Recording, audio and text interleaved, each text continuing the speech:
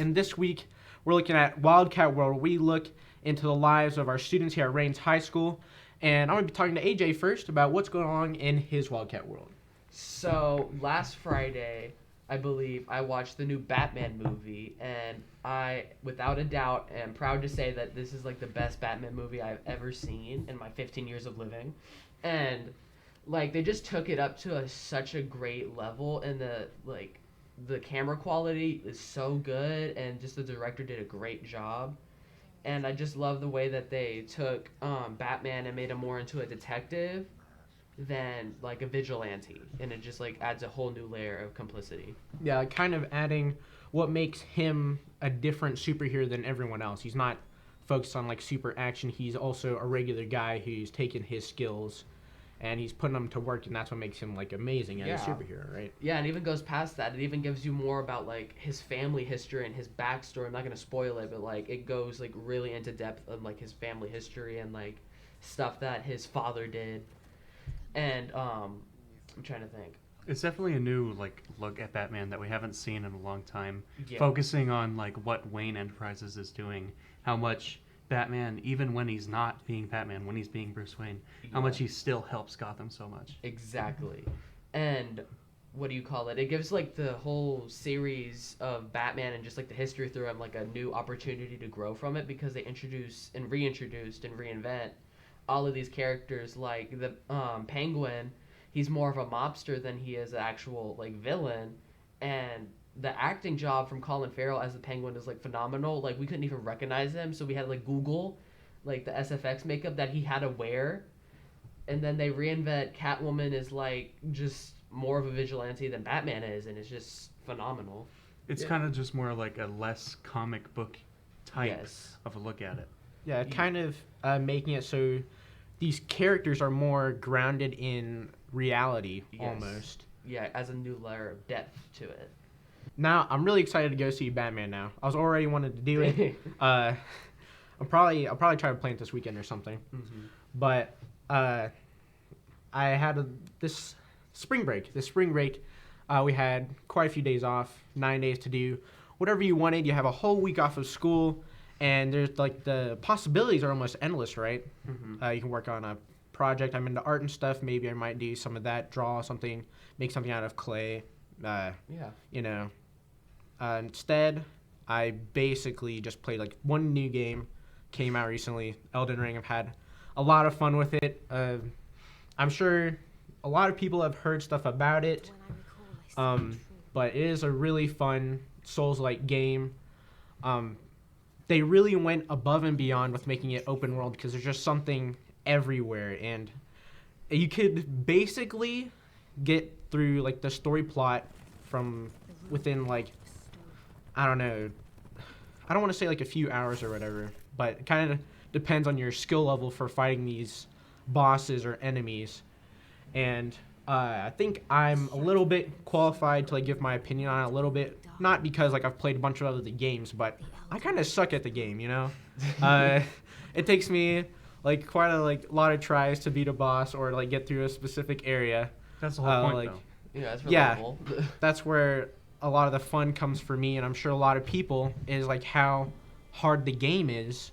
It makes every single enemy you fight, just little guy, or every situation you're in, makes it that much more rewarding, because either you could get insta-killed or you get stun-locked, and then you got to think of a different way to get through this than you normally do, or all the different weapon varieties and how fast you can attack, or whether you're running a mage build, so you can have more range, but you have less health because you've like stacked in these different stats, and so it's a little bit complicated in a way, but not in a way that's super overbearing. Yeah, and I'm sure, it's got like a play style for everyone, but I'm sure you get the feel of it eventually. Yeah. And the thing about Souls games is that they're good enough on their own, but the fact that they were mostly linear and like, oh, you go fight this boss and then you go down this separate path and you fight that boss, but the fact that it makes it open world just gives you like a whole new range of possibilities. Yeah, which, to be fair, before there were like little areas to explore, but this is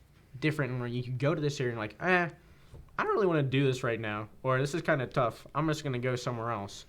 And it's just basically they have it so there's not really anywhere locked off to something unless it's like a story boss. Sometimes there's a little thing you have to do. But other than that, if you can see it, then you can go there. And it's just a really fun and like an interesting way they've kind of pulled a Souls game into an open world, and they've done it really well. I always like that about some open world games where it's like Breath of the Wild. You know, even if you have horrible gear, horrible stats, if you're good enough at the game, you can basically go anywhere and survive perfectly fine. Yeah. Based on what I'm hearing on this game, sounds very complicated but interesting. Yeah. Intriguing. There's a lot goes into it, obviously, like dodging and stuff and making sure you don't get too aggressive, because if you do, the boss is like, we're gonna. You can't sneak in that one more hit before you dodge, or else you'll get pancaked. Yeah, if you get too greedy, you gotta restart now. You might have been one hit, but you should have saved that one hit for like 2 more seconds. Yeah. But what's been going on in your Wildcat? Alrighty, I'm going to be talking about the new season of Futurama that HBO announced a little while ago. We had some hiccups. They got basically the full cast, the original full cast, except for John DiMaggio, who is the voice actor for Bender. He was complaining about how they weren't paying the cast enough. Like, he was like, "Oh, voice actors, we never get enough credit. Is like they always pay us just a fraction of what normal actors get." So he kind of went on his own boycott from the series, and they were saying that they're like HBO is trying to find a new voice actor for Bender, but a lot of people really like supported him and was boycotting HBO. Eventually, they paid him enough though, and he got on. And the new season is going to be coming out sometime early 2023, I think, and I'm really excited for it. Because even like, really old shows that are getting rebooted have bad hype, but Futurama, I feel like it's just in this special place that as long as you got the right writers, like, you can't really go wrong with it. Yeah, I agree with it. I mean, I haven't watched too much of it because I didn't really like grow up with TV or something, but whenever I go to a friend's house, they have a recorder or whatever, I always enjoyed just like watching what was there. Was never like, oh, well, this episode's kind of like, but yeah.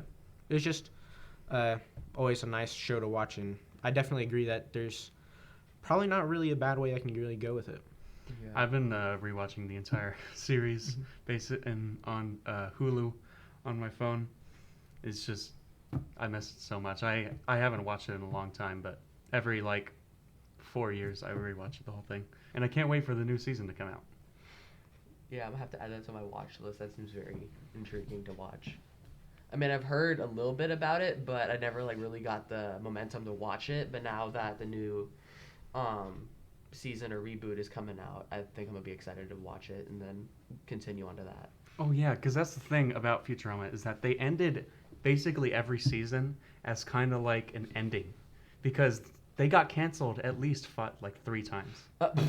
Throughout their entire running, they get canceled almost every other season.